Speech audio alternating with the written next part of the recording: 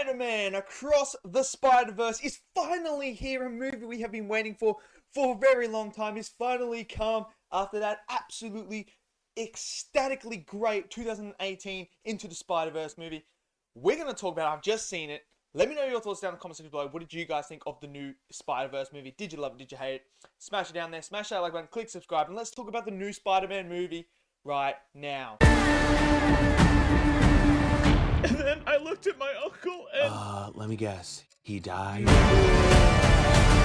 Okay, so Across the Spider-Verse, the sequel to Into the Spider-Verse, a movie that I have been seeing reactions for, people saying it was even better than the first one. And we all know how good that first one was. I mean, I'm just going to say it straight out there, straight away. This movie is The Empire Strikes Back. This movie is The Terminator 2. This movie is The Aliens. This movie is The Godfather 2. This movie is the Return of the King of this franchise so far, of Spider-Man movies. This sequel is absolutely brilliant. It is a masterpiece. It is. This is Marvel's best movie. Right up there next to Logan. It's between Logan and this one for me. This is by far up there. This is 100% everything you wanted in a Spider-Man movie. This is perfection when it comes to Spider-Man. It is just how they've taken a character like Miles Morales, like Spider-Gwen, and just elevated them to this level. It's just absolutely brilliant. This is a multi-layer film. The whole first act is about getting used to and getting reintroduced to Miles and Gwen. Getting to know where they are in life after the events of Into the Spider-Verse. So we see this whole beautiful segment of Gwen's universe. We see what she's going through, how much she actually cares for Miles, and how much being away from Miles after having her friend die, Peter, now that she does have a friend in Miles and she can't access that friendship, how does she deal with all that? How does that help? So we get an insight to how she is feeling. And then we get Miles as well, trying to, weigh up the responsibilities that he has. Obviously, we know about the Spider-Man responsibilities. You have this power. You need to be Spider-Man to save people, but you also need to juggle your life at the same time. So it's trying to get that balance right. And that's what Miles is struggling with, while also not having anyone there to talk to about the Spider-Man stuff. Absolutely phenomenal. When we get introduced to Miguel as well, man, that's what I mean by multi-layered. So you have the Gwen Stacy storyline going on. You have that character arc as well. You have the Miles storyline that's going on, which is the centerpiece of this whole entire trilogy that is coming, is Miles' story. But then you throw in Miguel, and you have his story in there as well.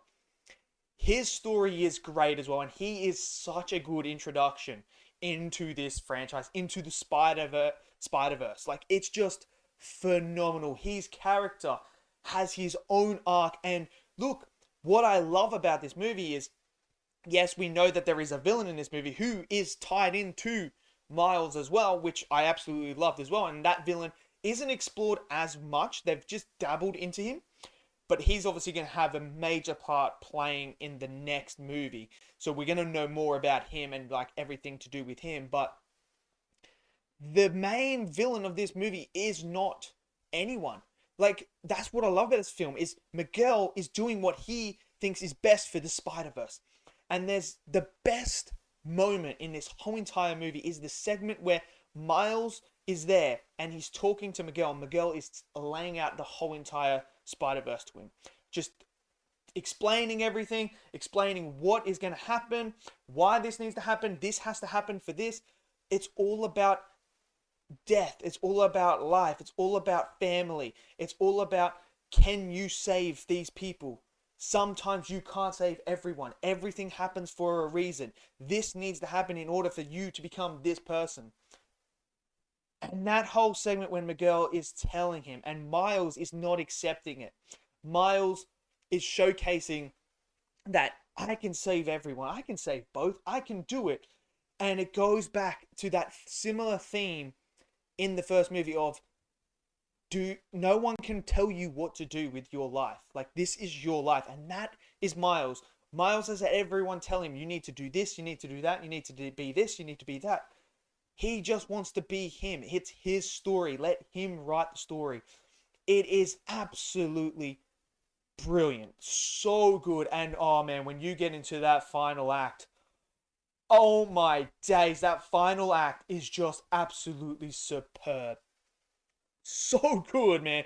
And the way, this is definitely a part one. You can tell because the way it ends on that cliffhanger, on that ending, man, I just wanted to keep going. I was just like, no, don't turn it off. Continue on. Just roll Beyond the Spider-Verse right now. Just give it to me right now. It was that good.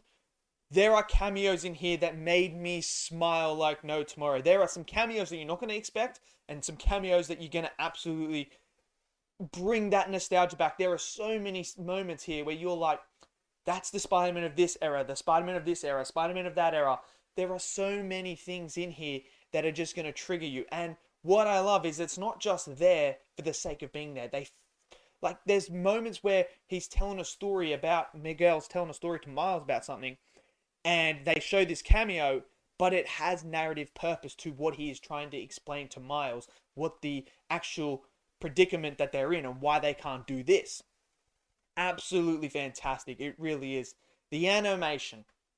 Oh my word. Just give this the best animated film. Give it the Oscar right now. I mean, this should be nominated for Best Picture at this point in time. It's just absolutely phenomenal. And that animation, the different styles that they're able to blend together in the scene with live action, with other sort of similar styles and then different styles, it's just absolutely phenomenal. It really is, and it meshes so well. It really worked, and the different art styles, the different universes was just absolutely fantastic. I thought all the Spider-Man were great. Absolutely great. Spider-Man India. Bro, I love that character. That character is so much fun, and I cannot wait to see more of him. He was so much fun. It really was. It had the comedic element in it. It felt like Spider-Man. It felt like Spider-Man. And there are so many different unique Spider-Man in here that just worked on so many levels. I really, really do really like this film a lot. For me, it is, oh man, it's just, wow. When people were saying it was that good, I just like, okay, there's always that moment where you're kind of like, okay, I'm hoping it's that good, but then you go back into reality and you're like, is it going to be that good though? I mean, but I'm telling you now, this is just, it's better than the first one, and it's the best Spider-Man movie in my opinion. Better than No Way Home, and I love No Way Home. You guys know I love that movie. And for me, it may well be the best Marvel movie. Between that and Logan, like, this is on that level. It is just so freaking good, man. Wow, I never thought. Like, they are showing you that animation is not just something that can be put to the side. An animated film so far this year is the best movie of the year. Not because of, oh, it's just a comic book movie. No, because it actually has heart. It has story. It has character. It is taking the form of animation and showing everyone that this is cinema. Us anime fans that love anime can't get any of our movies to be recognized. They just won't. Spider-Man is showing that way that animation deserves to be up there with the elite of the films. Animation is cinema. And that's what this movie is. It's pure cinema. The emotions there, the weight, the stakes, everything about it. Absolute perfection. This is the perfect Spider-Man movie. Now, the question is, how can you get even bigger? How can you get even better? I tell you what, if they nail this third one, and it's even better than this, or it's as good as the first one, we're talking about one of the best trilogies of movies of all time. If they nail that third one. That's how good the first two are. Man, I can't wait to see the next one. So let me know what you guys think of Across the Spider-Verse. Let me know. Smash that like button. Click subscribe. And I'll see you guys next video. Until then, stay safe and peace out.